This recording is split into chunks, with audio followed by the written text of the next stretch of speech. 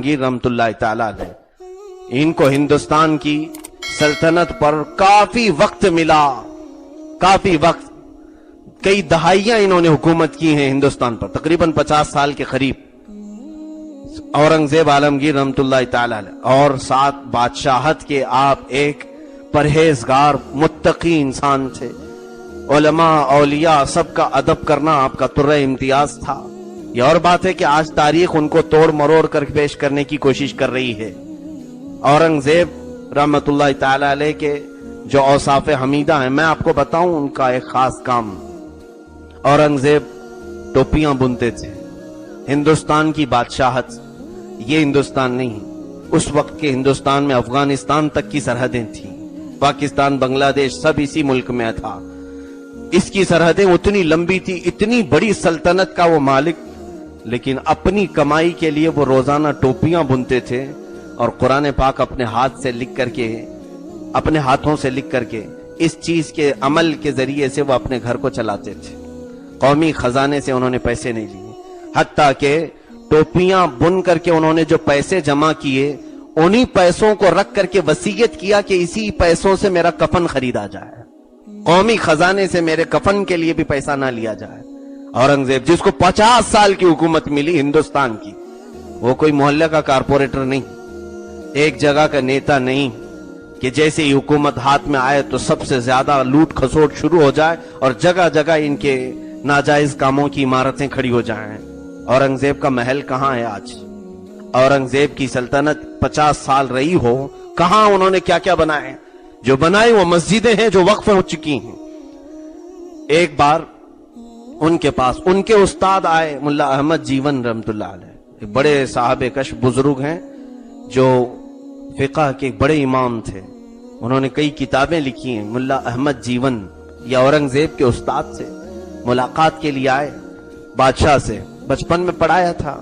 استاد جب آئے تو انہوں نے ادب و احترام کیا، کہا حضور کیسے آنا ہوا؟ کہا بس فقر و فاقہ بہت زیادہ ہے، غربت اور تنگ دستی بھی ہے۔ تو بادشاہ نے 58 صرف ہدیے میں دیا اپنے استاد کو، 58۔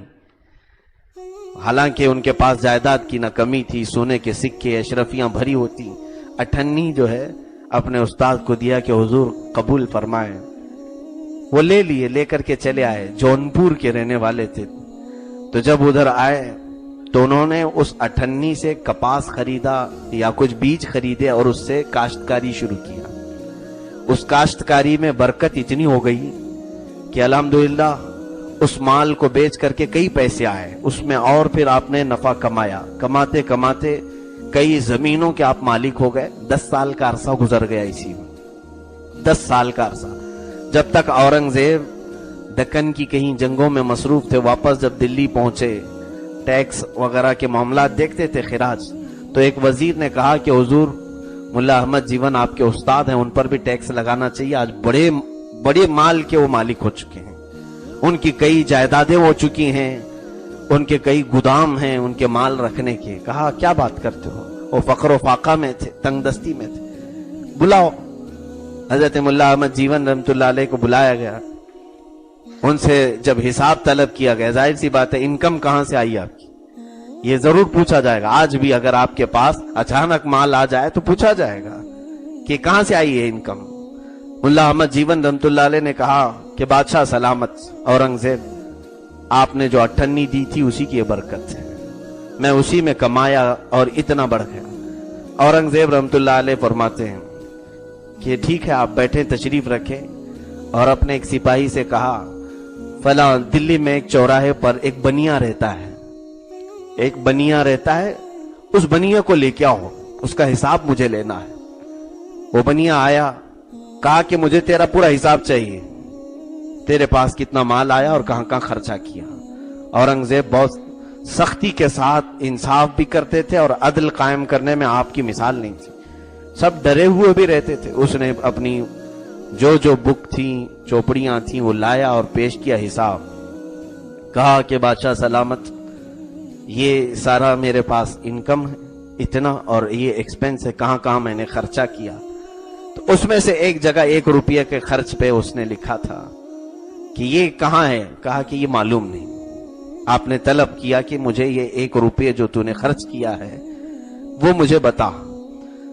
تو اس نے کہا کہ بات در حقیقت یہ ہے کہ بارش کا زمانہ تھا اور میرے گھر کی چھت ٹوٹ رہی تھی، تو میں باہر گیا مزدوروں کو لانے کے لیے کہ کوئی مزدور مل جائے. رات کے وقت بارش میں کوئی مزدور نہیں ملتا تھا.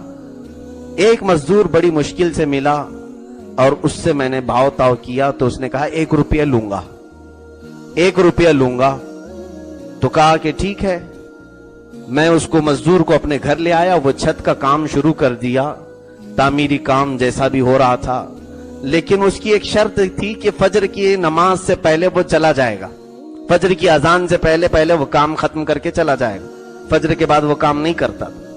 کہا پھر وہ اس مزدور کو میں نے کام پہ لگایا. اس نے جب چھت کا کام شروع کیا، آدھا کام ہو گیا تھا تقریباً، اذان ہونے کو آ گئی. کہا میں چلتا ہوں، اب میرا کام ہو گیا، اس کے بعد میں کام نہیں کرتا ہوں. کہا میاں تیرے سے میرے کام پر جو اتفاق ہوا ہے وہ 1 روپیہ کا تھا. اس مزدور نے کہا اگر میں کل زندہ رہا تو بقیہ کام کروں گا اور آدھی اجرت مجھے اس کی دے دو. تو یہ کہتا میں 1 روپیہ نکال کر کے الگ رکھ دیا، اس کو 98 دے دی، اور 98 کل کے لیے میں نے رکھ دیا، باقی کی 98 آئے گا. لیکن وہ مزدور دوسرے دن آیا نہیں. میری چھت ٹھیک ہو گئی تھی. پھر میں نے مزدور کو طلب بھی نہیں کیا. وہ 98 ایک گھر پہ رکھی ہوئی ہے اور ایک 98 اس مزدور کو دے دیا میں نے. وہ مزدور رات کو لے کر چلا گیا. اورنگزیب عالمگیر رحمت اللہ علیہ اپنے استاد ملا احمد جیون سے کہتے ہیں حضور وہ مزدور کوئی اور نہیں، وہ اورنگزیب تھا جو رات کے وقت اس طرح سے گھومتے تھے.